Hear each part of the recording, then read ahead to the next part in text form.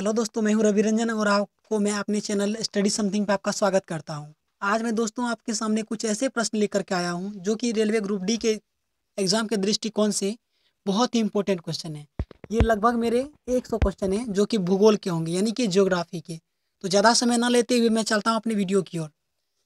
तो भूगोल के लिए ज्योग्राफिका शब्द का प्रयोग पहले किसने किया था? तो ये इरेटास्थनीज ने। इन्होंने ही सबसे पहले व्यवस्थित भूगोल का सिद्धांत दिया था। भूगोल के लिए ज्योग्राफिया शब्द का प्रयोग सबसे पहले किसने किया था? इरेटास्थनीज ने। मेट्रोलॉजिया नामक पुस्तक किसकी रचना है? तो यह अरस्तू की है। मेट्रोलॉजिया नामक पुस्तक किसकी रचना है? अरस्तू की। बादलों की दिशा और गति मापने वाला यंत्र क्या कहलाता है?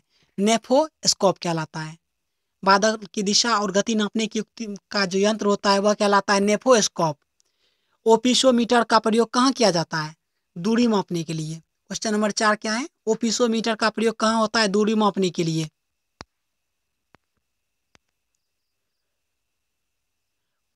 उसके बाद देखते हैं फिर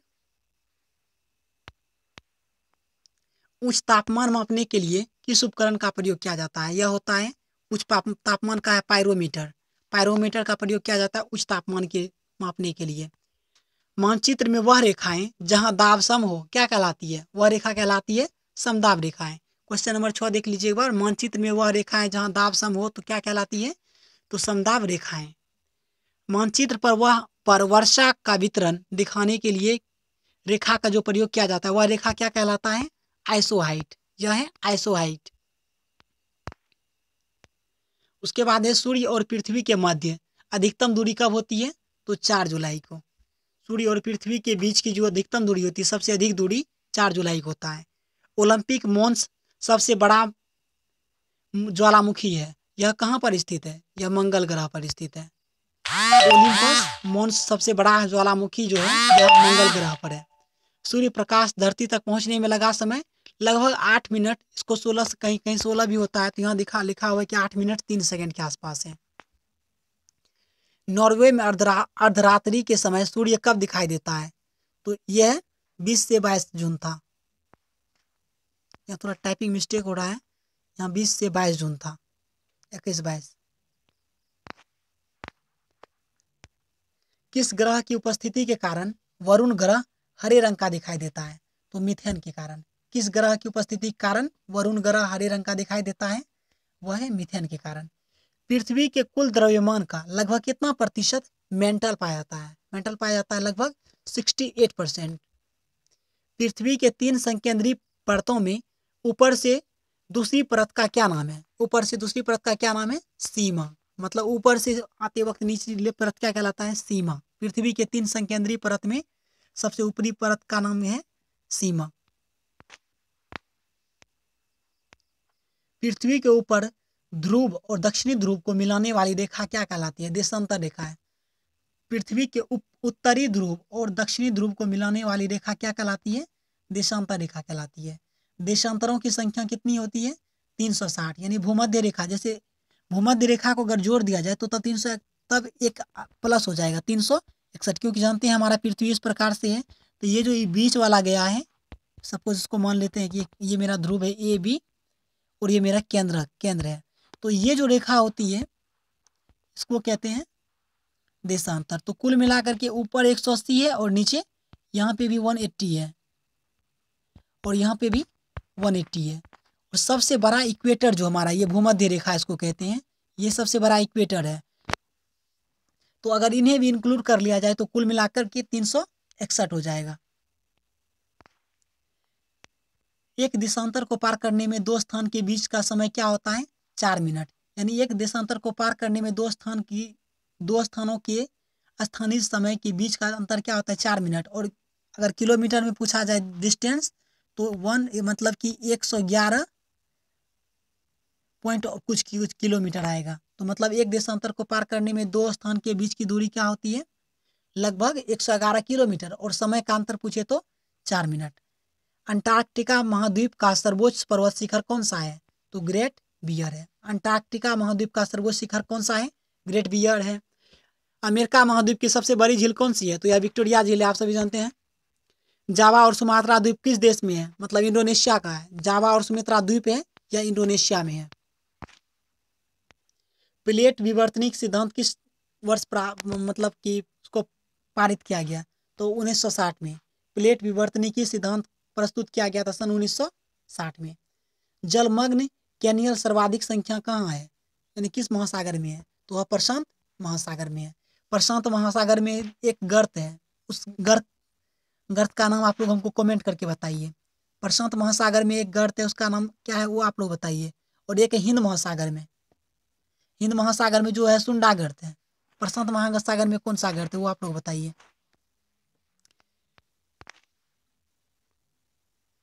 गंभीर सागरीय मैदान का सर्वाधिक विस्तार किस महासागर में पाया जाता है? तो प्रशांत महासागर में। कोयला किस प्रकार के चट्टान में पाया जाता है? तो परतदार चट्टान में। डेक्कन ट्रैप सेल समूह किसके कारण बना है? पूरे बेसाल्ट के उद्गार से। अंतः सागरीय भूकंप द्वारा उत्पन्न समुद्री लहर को क्या कहते हैं? सुनामी। या आपको सिंपल ये याद रख लीजिए कि समुद्र में जो उत्पन्न होता है भूकंप उसको कहते हैं सुनामी। और भूकंप की तीव्रता मापी जाती है रिएक्टर स्केल से। और भूकंप आया है या नहीं यह मापा जाता है सिस्मोग्राफ से। याद रखिए सब यंत्र है इसका।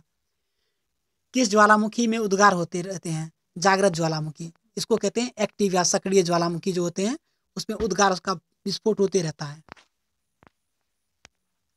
विश्व की सर्वाधिक ज्वालामुखी वाला क्षेत्र कौन सा है? फिलीपाइन द्वीप समूह है। विश्व में सबसे अधिक ज्वालामुखी किस समूह में? तो फिलीपाइन द्वीप समूह में। हिमालय की उत्पत्ति किस भूस्खलनती से हुई थी? थेटिस से हुई थी। विश्व की सबसे लंबी पर्वतमाला कौन सी है? एंडीज। ये देखिए बहुत इंपॉर्टेंट क्वेश्चन है, इसको याद रखना चाहिए। विश्व की सबसे लंबी पर्वतमाला कौन सी है? एंडीज पर्वतमाला है। नदी के अपर्दन से बनी स्थलाकृति क्या होती है? गॉर्ज कहते हैं उसको। गॉर्ज का एक और अन्य नाम भी है। नदी के अपर्दन से बनी स्थलाकृति क्या कहलाती है? गॉर्ज कहलाती है। लेपिज किस क्षेत्र से संबंधित स्थलाकृति है? कार्स्ट से। लेपिज किस क्षेत्र से संबंधित स्थलाकृति है? कार्स्ट से। मेघ गर्जन वायुमंडल की किस परत में होती है? क्षोभ मंडल में। मेघ गर्जन वायुमंडल की किस परत में होती है? क्षोभ मंडल में।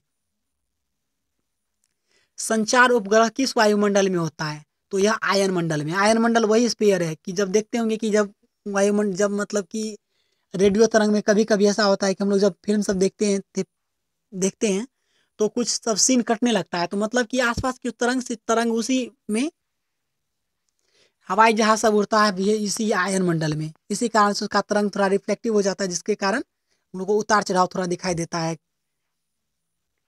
टेलीविजन देखने में। व्यापारिक पवनें कहाँ चलती है? उपोष्ण उच्च दाब से। व्यापारिक पवनें कहाँ चलती है? उपोष्ण उच्च दाब से। प्रति चक्रवात किस क्षेत्र में कम उत्पन्न होता है? भूमध्य रेखीय क्षेत्र में। विश्व में सर्वाधिक वर्षा औसतन कितना है? तो लगभग 100 सेंटीमीटर वर्षा। विश्व की सबसे मीठे पानी जल कौन सी है? विक्टोरिया है। विश्व में कौन सा है सबसे मीठा पानी का जल? विक्टोरिया। उसके बाद है वीनू फॉस्फेन जलप्रपात किस देश में है? नॉर्वे में। वीनू फॉस्फेन जलप्रपात कहाँ है? नॉर्वे में। स्टॉकहोम और गोटेनबर्ग के मध्य स्थित नगर का क्या नाम है? गोटा। चलिए आगे देखते हैं क्वेश्चन नंबर 41 यानी 41 का क्वेश्चन।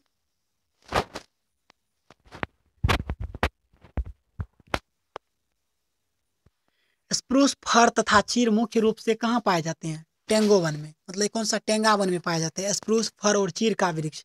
चीर से ही तारपीन का तेल जो निकाला जाता है वह चीर के वृक्ष से ही। साइबेरिया क्षेत्र में समशीतोष्ण कोनधारी वन को किस नाम से जाना जाता है? टैगा कहा जाता है। साइबेरिया क्षेत्र में समशीतोष्ण कोनधारी वन को किस नाम से जाना जाता है? तो टैगा के नाम से। विश्व का सबसे छोटा महासागर कौन सा है? आर्कटिक है। विश्व का सबसे छोटा कौन सा है? आर्कटिक महासागर है। और विश्व का सबसे बड़ा महासागर कौन सा है आपका? हिंद महासागर।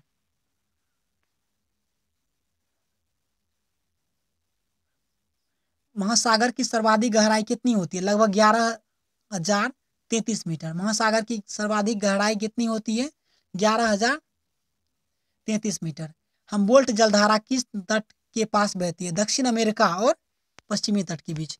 हम्बोल्ट जलधारा जो है एक गर्म जलधारा है कि दक्षिण अमेरिका और पश्चिमी तट के बीच बहती है हम्बोल्ट।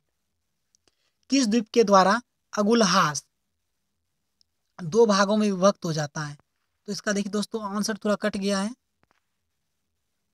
तो आगे वाला क्वेश्चन देख लेते हैं, आपको आगे बता देंगे। एल नीनो इनफैक्ट किसके साथ घनिष्ठ रूप से संबंधित है? विषुवतीय प्रतिधारा से। विश्व में सबसे ऊंचा पहाड़ कहाँ है? फंडी की खाड़ी। विश्व की सबसे ऊंचा ज्वार कहाँ आता है? फंडी की खाड़ी में।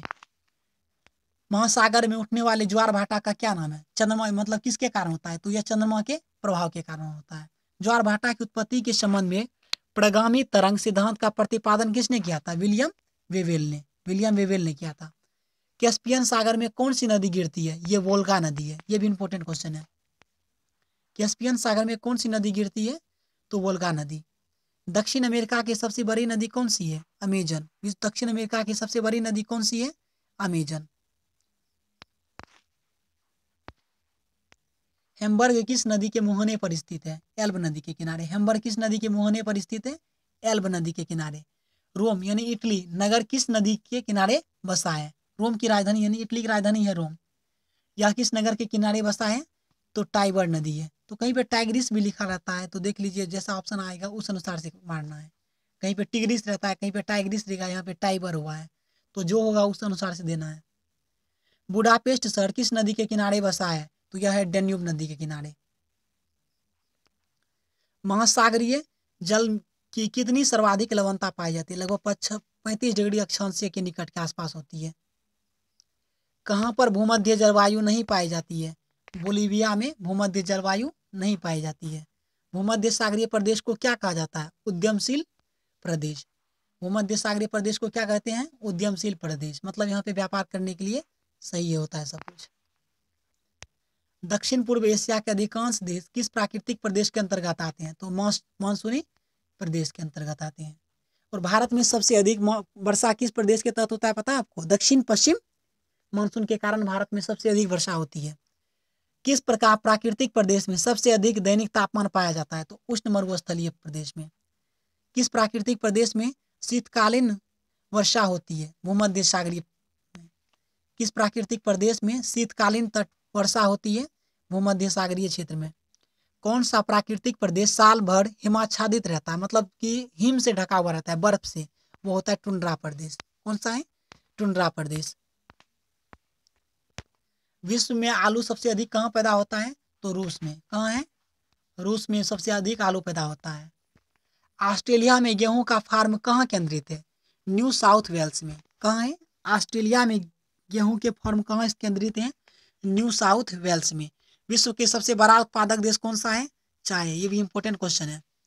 विश्व का सबसे बड़ा चाय उत्पादक देश कौन सा है? भारत है। अब पता है, अब दूध उत्पादन भी सबसे अधिक भारत में ही हो रहा है। पहले चीन था, लेकिन 2011 की जनगणना के बाद यह पता चला कि भारत में सबसे अधिक हो रहा है। और मवेशी भी भारत में सबसे अधिक है। जैतून किस विस्तृत क्षेत्र में उगाया जाता है? फ्रांस में। और तिल भी अपना भारत में ही सबसे अधिक उपजाया जाता है। विश्व की सबसे बड़ा लौंग उत्पादक देश कौन सा है? यह है जंजीबार। विश्व में सबसे अधिक लौंग उत्पादक देश कौन सा है? जंजीबार। और केसर उत्पादक देश कौन सा है? अपना भारत ही, यानी कि भारत का जम्मू कश्मीर में केसर का उत्पादन सबसे अधिक होता है। बसंतकालीन गेहूं की खेती कहाँ की जाती है? रूस और कनाडा में। बसंतकालीन गेहूं की खेती कहाँ कहाँ होती है? रूस और कनाडा में। बागानी कृषि की प्रमुख विशेषता क्या है? ये फसली उत्पादन है, क्योंकि ये एक फसली उत्पादन है, उनकी एक विशेषता है। लदंग चलवासी कृषि किस देश से संबंधित है? मलेशिया से। यह कृषि का एक प्रकार होता है। जैसे कृषि होता है, झूम होता है, एक मिल्पा होता है और एक लदांग होता है। तो झूम में क्या होता है कि कुछ जगह को, जैसे जंगल है, उसको खत्म कर दिया गया, फिर वहाँ पे कुछ वर्षों के लिए वहाँ पे खेती किया, फिर उस जगह को छोड़ दिया, फिर उसके बाद दूसरे जंगल को साफ करके फिर वहाँ पे खेती होगा। तो इस प्रकार की खेती को झूम कहते हैं। तो उसी क्वालिटी से मिलती है झूम और मिल्पा लदांग, 3 क्वालिटी है। विश्व में निकेल का सबसे बड़ा देश कौन सा है? तो कनाडा है। और चांदी का सबसे अधिक मैक्सिको है। और सोना अमेरिका। बेवासी रेंज किससे संबंधित है? लौह अयस्क से। बेवासी रेंज किससे संबंधित है? तो लौह अयस्क से। विश्व में चांदी का सबसे बड़ा, देखिए यहाँ पे आ गया क्वेश्चन, मैक्सिको। क्वेश्चन बहुत ही इंपॉर्टेंट है। विश्व में चांदी का सबसे बड़ा उत्पादक कौन सा है? तो मैक्सिको है। मुंबई से कहाँ जाने के लिए स्वेज नहर यानी जलमार्ग से होकर नहीं गुजरना पड़ेगा? यानी स्वेज। महाद्वीपों के क्षेत्रफल का कितना प्रतिशत भाग अधिवास योग्य है? यानी 55 से लगभग 60%। विश्व में जनसंख्या का सर्वाधिक भार कहाँ पाया जाता है? तो एशिया में। और सबसे कम जनसंख्या कहाँ है? तो वेटिकन सिटी में, याद रखिएगा। क्षेत्रफल भी कम है और जनसंख्या भी कम है। कहाँ? Vatican city. एक देश है, ये कोई वो नहीं है, महादेश नहीं है। एशिया सब तो महादेश है ना, लेकिन वेटिकन सिटी कोई महादेश नहीं बल्कि एक देश है। एक अनुमान के अनुसार विश्व की 70% आबादी किस वर्ष तक नगरों में सिमट जाएगी? लगभग 2050 में। देख लीजिए क्वेश्चन, ये भी बहुत इंपॉर्टेंट है, करंट अफेयर में भी आ सकता है आपको घुमा फिरा करके क्वेश्चन। एक अनुमान के अनुसार विश्व की 70% आबादी किस वर्ष तक नगरों में सिमट जाएगी? तो 2050 तक। विश्व जनसंख्या दिवस कब मनाया जाता है? तो 11 जुलाई को। विश्व जनसंख्या दिवस 11 जुलाई को मनाया जाता है। विश्व एड्स दिवस कब मनाया जाता है? तो 1 दिसंबर को मनाया जाता है। विश्व कंप्यूटर दिवस कब मनाया जाता है? तो 2 अक्टूबर को मनाया जाता है। अगर पूछा जाए कि आदिवासी दिवस कब मनाए तो 9 अगस्त को मनाया जाता है। महिला दिवस मनाया जाता, अंतर्राष्ट्रीय महिला दिवस 8 मार्च को मनाया जाता है। इस प्रकार से बहुत सारे हैं। एशिया में मातृ मृत्यु दर किस देश में उच्चतम है? तो बांग्लादेश में। अब बांग्लादेश में, लेकिन अब यहाँ पाकिस्तान में अब सबसे अधिक हो रहा है। बांग्लादेश से करंट अफेयर्स के अनुसार मैं बता रहा हूँ। ये मैंने इसी महीने यानी कि फरवरी में पढ़ा था। फरवरी 2018 में मैंने पढ़ा है कि बांग्लादेश में मृत्यु दर अधिक हो चुका है बच्चों की। न्यूनतम जनसंख्या घनत्व वाला महाद्वीप कौन सा है? तो ऑस्ट्रेलिया है। देख रहे हैं यहाँ पे महाद्वीप है, तो न्यूनतम जनसंख्या घनत्व वाला कौन सा द्वीप है? तो ऑस्ट्रेलिया है। 2025 ईस्वी में विश्व की अनुमानित जनसंख्या क्या होगी? लगभग 8 अरब होगी। 2025 में विश्व की अनुमानित जनसंख्या कितनी होगी? 8 अरब। और भारत के पास अभी विश्व की कुल जनसंख्या का 17% है। यह सब इंपॉर्टेंट फैक्ट है, इसको याद रखना चाहिए। विश्व के किस महाद्वीप में आदिम जातियों की सर्वाधिक संख्या पाई जाती है? यह अफ्रीका में। मतलब आदि, पहले आप लोग तो पढ़े होंगे घुमंतू भोटिया सब के बारे में, तो सब ये जाति सबका जो है सबसे अधिक जनसंख्या पाई जाती है अफ्रीका में। किस जनजाति के लोग सर्वभक्षी श्रेणी में आते हैं? ब्रुशमैन। ये ब्रुशमैन कहाँ रहते हैं? तो कालाहारी में। कहाँ रहते? कालाहारी की पहाड़ी होती है ना, तो वहीं रहते हैं ये लोग, ब्रुशमैन। किस जनजाति के लोग सर्वभक्षी? सर्वभक्षी क्या होता है? जो सब कुछ खाए, मीट मछली फल फूल कंद मूल सब कुछ खाए, उसको कहते हैं सर्वभक्षी। न्यूजीलैंड के निवासी को क्या कहते हैं? वहाँ के किर्गिज कहते हैं, किर्गिज कहते हैं। न्यूजीलैंड के जो निवासी उसको क्या कहते हैं?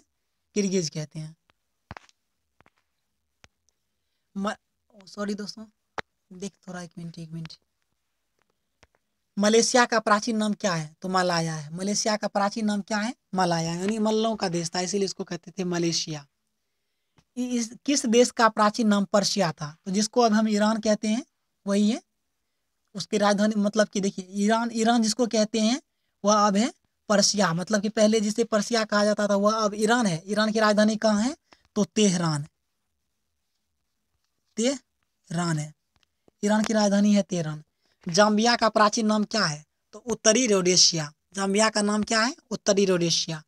सेकेंड न्यू फाउंडलैंड्स के नाम से कौन सा देश है प्रसिद्ध है? तो ये जापान है। ये कौन है? सेकेंड न्यू फाउंडलैंड्स के नाम से कौन सा देश प्रसिद्ध है? तो जापान है। तो पता है जापान को ही उगते सूर्य का देश कहा जाता है। जापान को क्या कहा जाता है? उगते सूर्य का देश।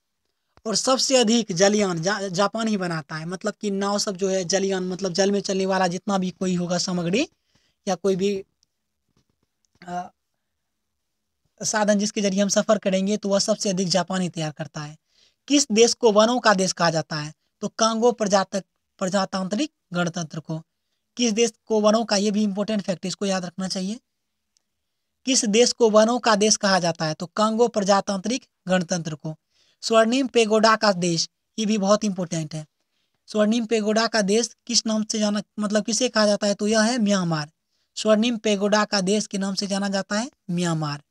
1000 झीलों की भूमि के नाम से जाने जाते हैं फिनलैंड। और 1000 पहाड़ी के नाम से अगर पूछा जाए तो 1000 पहाड़ी का देश कौन सा है? तो अफगानिस्तान। अफगानिस्तान को कहते हैं 1000 पहाड़ी का भूमि। यह सब भौगोलिक उपनाम है। और 1000 अगर हाथियों का भूमि कहा जाए तो लाओस होगा आपका। फिर देखते हैं श्वेत पेरिल गणतंत्र के नाम से कौन से जाने जाते हैं? बेलारूस है। ये श्वेत पेरिल गणतंत्र के नाम से कौन से देश जाने जाते हैं? तो बेलारूस। मलेशिया की सिलिकन घाटी किसे कहा जाता है? यह है पेनांग। यह भी याद रख लीजिए, अच्छा है।